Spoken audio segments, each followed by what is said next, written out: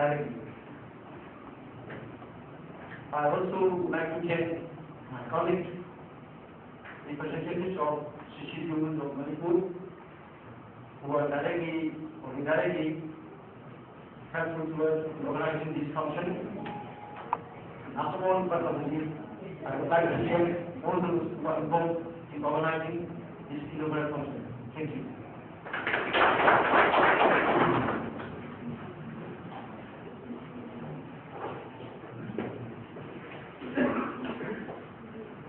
Now, as for the corruption of our institutions of the members, but when we're present, and then whoever group interested program also approve president. Atau tak apa yang boleh presiden menolak ada. So interaction program bukan lagi bagi presiden dan presiden. Si itu presiden itu mereka tu bagi mereka pun bukan koina funding ba. Malaman ma bagi mereka pun kita dah kalau kita usaha. Organizing committee की मदद भारतीय समुदाय आधारित संगठनों का परिसंघ का लक्ष्य अंतिम व्यक्ति यानी सरकार ने जो 11वीं पंचवर्षीय योजना बनाई है उसमें जगह जगह समुदाय आधारित संगठनों की भूमिका का उल्लेख किया गया है। हमारी जो वॉलंटरी एक्शन पॉलिसी 2007 बनी है उसमें भी समुदाय आधारित संगठनों की बात कही गई है। समुदाय आधारित संगठनों के बिना हम विकास की मुख्यधारा से नहीं जुड़ सकते।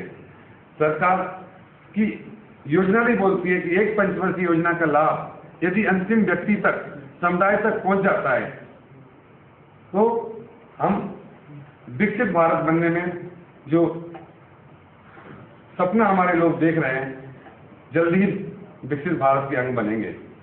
तो आप समुदाय आधारित संगठनों की जिम्मेदारी सरकार से फंड लेना नहीं है, उनकी बहुत जिम्मेदारी होती है।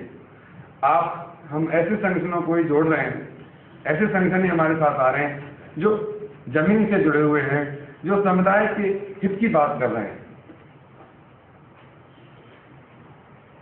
सरकार या अंतर्राष्ट्रीय एजेंसियां देश की आजादी से पहले और आज तक अंतिम व्यक्ति के लिए कार्य के लिए हमारे साथ मिलकर करती आ रही हैं, लेकिन वो कार्य अंतिम व्यक्ति तक नहीं पहुंच पा रहा।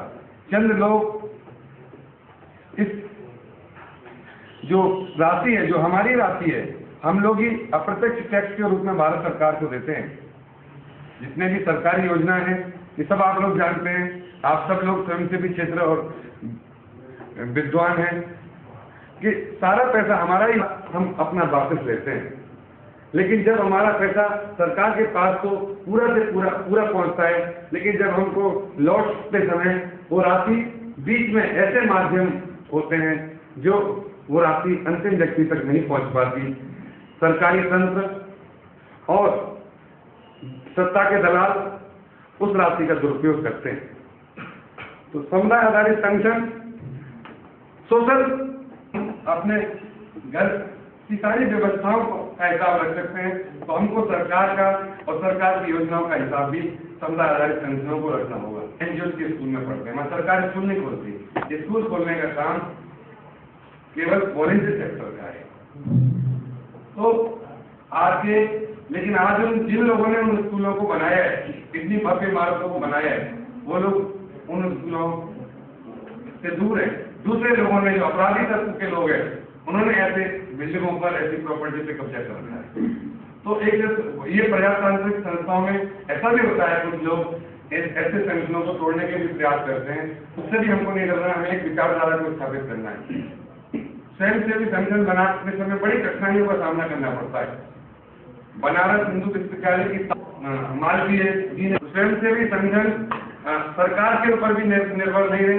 स्वयंसेवी संगठन हम लोग अपने जनता के बाहुबल से भी खड़े करेंगे और जनता की बात को एक सर्वोपरि बनाएंगे और असली प्रजातंत्र भारत में स्थापित करेंगे और हमारा भारत विकसित राष्ट्र बनेगा। हम दूसरे पर निर्भर नहीं रहेंगे, हम दूसरों की एक पर निर्भर नहीं रहेंगे। सरकार जो हमको सहायता देती है वही बहुत उत्तम है। अंतर्राष्ट्रीय एजेंसियां का हम स्वागत करते हैं, तो हमको डोनेशन देती हैं, लेकिन कोई MOU कर कोई अपनी मांग रखकर जो डोनेशन हम स्वीकार नहीं करें, जिससे कि हमारी कम्युनिटी को कोई भी नुकसान हो। इन्हीं शब्दों के साथ में आपसे बहुत, आप लोग मेरी भाषा को नहीं जानते हैं, लेकिन फिर भी मैंने अपनी बात आपसे रखी है। यदि कोई आपसे मैं गलती हो गई तो मैं क्षमा प्रार्थी हूँ, और मैं आपके साथ हूँ। मुझे बड़ी खुशी है कि हमारी डॉक्टर आंटी जो डॉक्टर सावित्री जी बहुत ये भी सुधारू हैं, इनसे मेरी गुवाहाटी में भी मुलाकात हुई।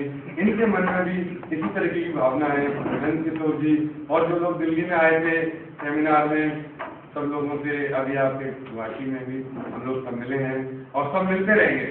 सब लोग समय समय पर मिलेंगे और एक दूसरे के लिए प्यार और मोहब्बत स्थापित करेंगे। हम लोग एक दूसरे राज्यों में जाने का भी काम करेंगे। सफल संगठनों का हम लोग विजिट करने का भी सोच रहे हैं। आप दूसरे राज्यों में जाएंगे, दूसरे राज्य के लोग यहाँ के संगठनों को देखेंगे। हम चाहते हैं हमारे देश में लॉ एंड ऑर्डर सरकार संभाले, सारा डेवलपमेंट का काम वॉलंटरी सेक्टर और कम्युनिटी बेस्ड ऑर्गेनाइजेशन के हाथ में हो। ऐसा भी सपना हम लोग का है। यदि ये सपना साकार हो जाता है तो भारत विकसित राष्ट्र जरूर बनेगा। जरूर हम इसी उम्मीद के साथ आपके लिए नमस्कार।